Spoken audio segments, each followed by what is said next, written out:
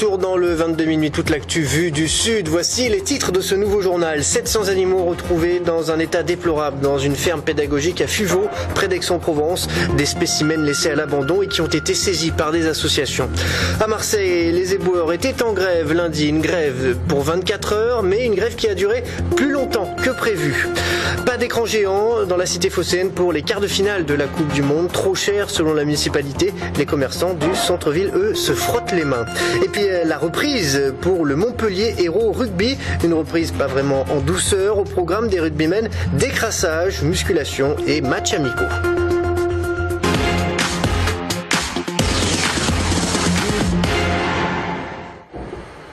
Mais tout d'abord, avant de développer ces titres, Météo France a publié cet après-midi un bulletin d'alerte pour 13 départements dans le sud de la France, une alerte orange qui concerne entre autres les Bouches-du-Rhône, le Gard et l'Hérault. De violents orages devraient éclater à partir de 6 h du matin demain vendredi. Imaginez des lapins baignant dans leur déjection, un taureau rongé par des vers ou encore d'autres animaux entre la vie et la mort. C'est ce qu'ont découvert des associations de défense des animaux à Fuveau, près d'Aix-en-Provence, dans une ferme pédagogique. En tout, 700 animaux ont été saisis chez la locataire des lieux qui était déjà connue des associations. Reportage Pierrick Godefroy. Ce chemin mène à la ferme de l'horreur. Ici, lapins, perruches et autres ratons laveurs ont vécu un calvaire pendant près de 4 ans. Mais aujourd'hui, la locataire des lieux a été expulsée et la plupart des bêtes confiées à des associations de défense des animaux. On a décidé de déposer une plainte pour mauvais traitement parce que quand on est arrivé, on a trouvé des animaux qui avaient faim, qui avaient soif, il n'y avait pas d'eau, il n'y avait pas de nourriture, certains étaient blessés, ils étaient laissés sans soin. On a trouvé un taureau avec une plaie, une grosse plaie sous la joue infestée de vers. On a trouvé des moutons qui avaient les ongles tellement longs qu'ils avaient du mal à marcher. Les autorités sont déjà intervenues 4 fois dans cette ferme dite pédagogique. Mais ici, l'activité ne s'arrête pas aux visites scolaires. L'élevage et la vente des animaux étaient le fonds de commerce de la gérante. Bon, au début, tout se passait à peu près normalement. On a été payé quelques mois de loyer. Puis aussitôt qu'elle a pris possession des lieux, elle a aussitôt changé tout le cadenas, les serrures et tout. Elle a tout barricadé. À partir de là, on n'a plus été payé. Les loyers n'ont plus été payés. Et les problèmes ont commencé quelques mois après son installation. Une facture de plus de 200 000 € de loyers impayés et une locataire qui a déjà trouvé un autre pied-à-terre dans les Alpes de Haute-Provence où elle a emmené avec elle une centaine d'autres animaux.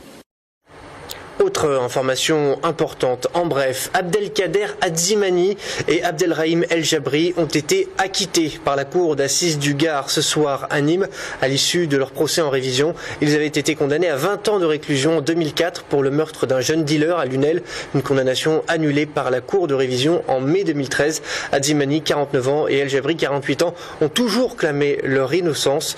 Ce sont les 9e et 10e condamnés à obtenir un acquittement depuis 1945. Au terme d'une procédure en révision. Si vous habitez Marseille, vous l'avez peut-être même sans doute remarqué, ces derniers jours, les poubelles ont eu tendance à déborder. La faute à une grève des éboueurs, une grève qui officiellement n'a duré que 24 heures sur la journée de lundi, mais dans les faits, elle s'est prolongée bien au-delà. Les éboueurs n'ont vraiment repris le travail qu'aujourd'hui. Romain Péric. Opération Commando. Hier soir, les habitants du quartier Noailles, dans le centre-ville de Marseille, excédés de voir les poubelles dégueuler devant leurs portes suite à la grève des éboueurs, décident de prendre les choses en main et de déposer des ordures devant la porte du syndicat majoritaire des cantonniers. On en a marre, la population en a marre, on dépend d'eux. La preuve, il n'y a qu'à regarder les rues aujourd'hui, on dépend d'eux. Donc une journée de grève, ça équivaut à environ 2-3 jours pour récupérer ce qu'il y a dans la rue et c'est inadmissible. Citoyens, habitants, on a tous notre part de responsabilité, c'est sûr, mais la saleté engendre la saleté et si on ne se met pas dans une boucle vertueuse, on est dans un cercle vicieux et aujourd'hui c'est un gros cercle vicieux. 12 heures plus tard, sur les lieux du crime, plus rien, mais dans le quartier, toujours cette odeur nauséabonde, les poubelles sont toujours là, alors que la grève devait être terminée. Pour la communauté urbaine, c'est inadmissible. Il y a la loi doit être respectée, c'est tout. Moi je comprends, si vous voulez, les contrariétés, l'émotion que suscite tout changement, quel qu'il soit. Donc que les agents usent du droit de grève dans le cadre de la légalité, cela ne me gêne pas, c'est un recours légal. Au-delà, on est dans l'illégalité et ça, c'est pas possible. Le duel entre MPM et Force ouvrière, le syndicat majoritaire, se poursuit. Nous n'avons pas réussi à joindre le responsable syndical pour avoir des explications. Mais si le fini-parti jugé illégal et remis à plat pour être soumis au vote le 18 juillet prochain reste au centre du débat, tout le monde s'accorde sur la mauvaise information auprès des Marseillais des horaires de dépôt des ordures. Enfin, bonne nouvelle en milieu de journée, les cantonniers ont repris le travail, libérant enfin les Marseillais de la saleté. Autre mouvement de protestation avec le 10e jour de grève à la SNCM, un conflit qui s'enlise. Ce matin, les salariés étaient à nouveau réunis en assemblée générale. Le conseil de surveillance cet après-midi n'a finalement pas eu lieu. Récit des événements de la journée avec Priscilla Reg. Voilà les courageux, voilà ceux qui dirigent le pays, voilà les lâches. Ambiance tendue au siège de la SNCM. Le conseil de surveillance est annulé faute d'un quorum suffisant. Aucun représentant de l'État autour de la table, personne de Veolia et un seul représentant de Transdev. Nous sommes au sommet du courage et de la lâcheté en politique réunis. Les rats ont quitté le navire, c'est terrible à constater. Quel que soit le plan que vous ayez acté avec Transdev, signalez-le, détaillez-le aux salariés. Dites si les engagements ne tiennent plus. En l'absence de la commande rapide de 4 navires auprès du chantier naval STX de Saint-Nazaire, c'est une catastrophe sociale en vue selon les syndicats. Sans quoi, eh bien, dès le mois de septembre, nous nous retrouverions avec l'arrêt d'activité et en porte-à-faux vis-à-vis du contrat de service public qui est attaqué par Corsica Ferry auprès des tribunaux. Plus tôt dans la journée, les actionnaires se sont réunis en assemblée générale au Chano, à la veille du premier gros week-end de l'été. Nous avons 16 122 dossiers de clients inquiets qui se demandent s'ils vont partir en vacances, et j'ai attiré la responsabilité et le sens de la responsabilité de tous les présents sur ces événements. Son vœu n'aura pas été exaucé, les navires de la SNCM restent à quai. Par peur d'un nouveau blocage, la méridionale assure toutes ses liaisons vers la Corse au départ de Toulon. On passe maintenant au résumé de l'actualité de la journée. Margot Fernandez. Il y a eu une volonté de m'humilier. L'interview donnée par Nicolas Sarkozy suscite de nombreuses réactions. Hier soir sur TF1 et Europe 1, l'ex-président de la République a remis en cause l'indépendance de la justice. Pour ses soutiens comme Nadine Morano, les juges seraient manipulés par un pouvoir sans vergogne. À gauche, Manuel Valls en appelle à la sérénité. Hasard du calendrier. La Cour d'appel de Paris a rendu sa décision à propos des écoutes de Nicolas Sarkozy. Le site Atlantico devra retirer les enregistrements réalisés par l'ancien conseiller de Nicolas Sarkozy. Patrick Buisson devra indemniser l'ancien chef de l'État ainsi que sa femme Carla Bruni Sarkozy. Un montant de 10 000 € de dommages et intérêts est réclamé. Pour rappel, ces écoutes avaient été diffusées pour la première fois début mars. Les politiques perdent des points. En matière de code de la route, la note est salée pour certains.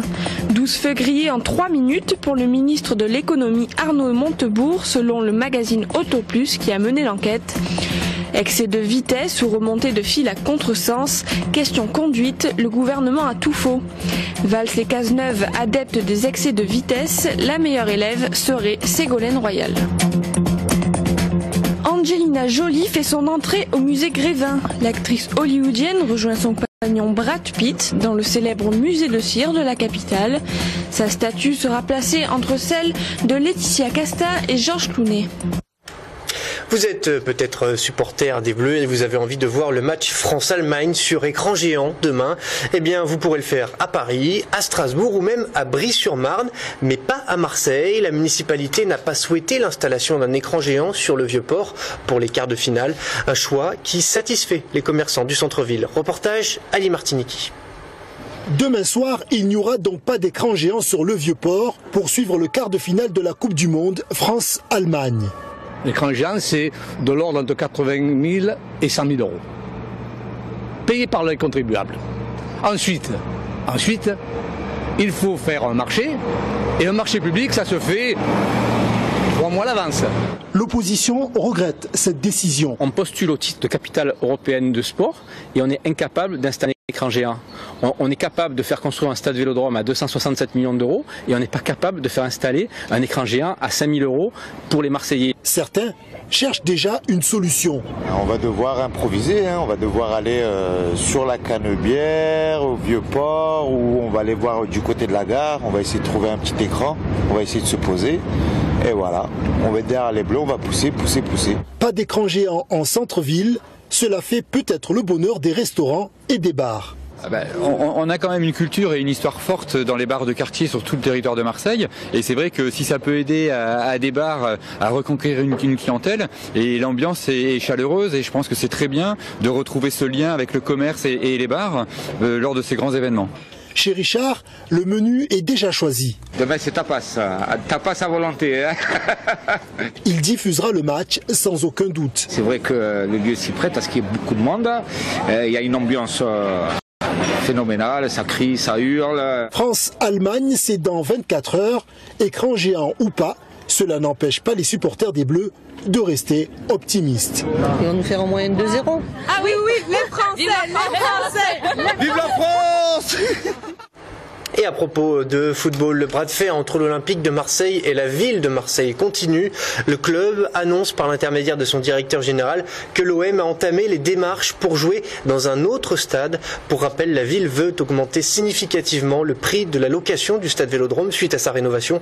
Nous y reviendrons en détail dans les prochains jours. Direction Montpellier à présent, où les joueurs du MHR ont repris l'entraînement. Il manque encore une dizaine de joueurs à l'appel, notamment les internationaux tricolores. À l'inverse, les nouvelles recrues sont déjà là. Présentation avec ce reportage de Céline Durchon. Fini les vacances pour les joueurs du MHR. Nouvelle tenue, nouvelle recrue. Cette année, le club a de belles ambitions. L'image de la dernière saison. Travail physique, jeu collectif, travail technico-tactique et activités de cohésion pour éliminer les éventuels abus de vacances.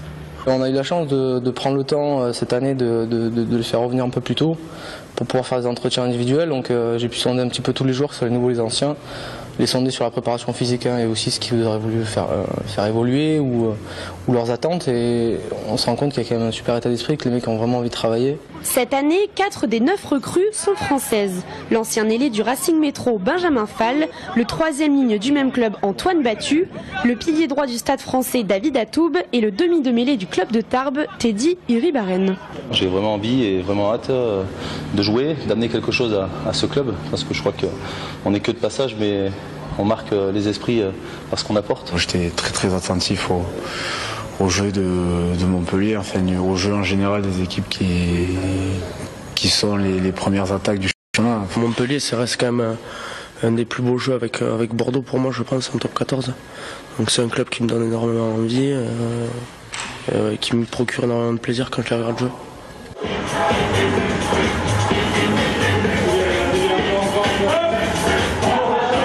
Une reprise très intensive pour les joueurs du MHR. Le travail physique se poursuivra lors d'un stage à Tignes du 14 au 20 juillet, avant le premier match qui marquera le début de saison.